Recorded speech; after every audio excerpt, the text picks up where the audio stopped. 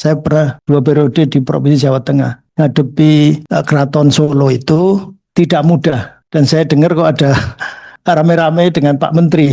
Memang tidak mudah. Dan selama ini saya mendampingi Pak Mardianto, mendampingi Pak Bibit Waluyo, mendampingi Pak Ganjar Pranowo, segala macam. Karena saya pimpinan DPRD Provinsi waktu itu tidak mudah. Sehingga nampaknya kalau memang Kementerian Kebudayaan mau memfasilitasi, sebaiknya memang ada yang mau mengambil jalur hukum dan sebagainya, sebaiknya secara kekeluargaan. Jadi kalau mungkin ditarik ke Jakarta itu saya kira lebih bagus daripada formal hitam putih, karena kita mesti hati-hati. Saya pernah ngurus Tahura, Taman Hutan Rakyat, itu di namanya Tawangmangu.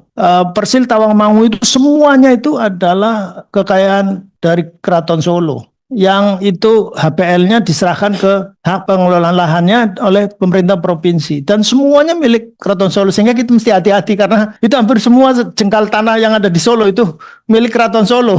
Nah, sehingga kalau kemudian dalam menyelesaikan problematika mereka tidak mengikuti alur mereka, nampaknya nanti akan sia-sia belaka. Oleh karenanya menurut saya andaikan, saya kira saya apresiasi juga, cuman mungkin karena baru sehingga tiba-tiba pakai SK dan sebagainya, saya kira akan ribut. Oleh karenanya menurut saya kalau memang mau memfasilitasi, sebaiknya kekeluargaan, dan mungkin Kementerian Kebudayaan bisa mengadakannya bukan di Solo tapi di Jakarta mungkin gitu. Assalamualaikum warahmatullahi wabarakatuh. Terkait dengan Keraton Solo. Keraton Solo ini perselisihannya sudah cukup panjang. Jadi yang kami lakukan adalah kemarin ini setelah 40 hari surutnya PB ke-13, kita undang semua pihak, tapi yang datang tentu yang kita engage. Nah, ada pihak yang tidak mau hadir karena dianggap pemerintah, dalam hal ini Kementerian Kebudayaan, salah mengirim undangan. Undangannya inginnya pakai nama rajanya gitu. Padahal rajanya sedang ada 2. Kira-kira begitu ya, artinya saling mengklaim. Nah, akhirnya saya bilang bahwa kita mengundang kalau dari pemerintah ya atas nama sesuai dengan KTP, ya kira-kira begitu. Nah, jadi tentu yang datang yang kita engage, dan yang kita tunjuk sebenarnya bukan, yang kita tunjuk adalah pelaksana namanya, penanggung jawab, karena Keraton Solo mendapatkan hibah dari pemerintah kota Solo, dari provinsi, kemudian dari APBN. Nah, selama ini menurut keterangan itu penerimanya itu pribadi, ya. Nah, kita ingin ada ke depan itu ada pertanggungjawaban, terutama terkait bagaimana tanggung jawab hibah yang diberikan, termasuk yang dari APBN.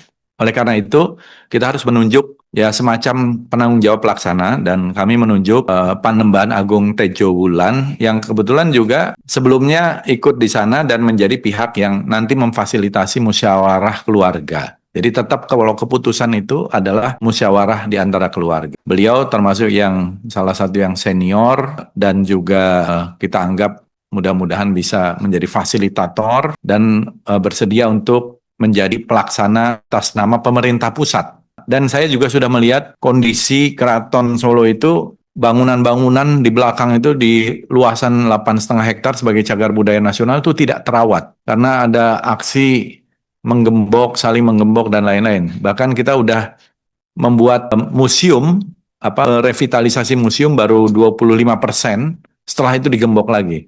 Jadi belum selesai juga nih, ini kan museum. Jadi kita berusaha sebenarnya untuk intervensi, karena kalau nanti dianggap membiarkan negara tidak hadir, tapi kita intervensi terutama untuk cagar budayanya gitu, tapi bukan untuk yang terkait dengan urusan internal keraton keluarga. Jadi kita berusaha semaksimal mungkin sesuai dengan aturan-aturan yang ada, dan bekerja sama terkait hal ini dengan pemerintah provinsi dan juga pemerintah kota Surakarta.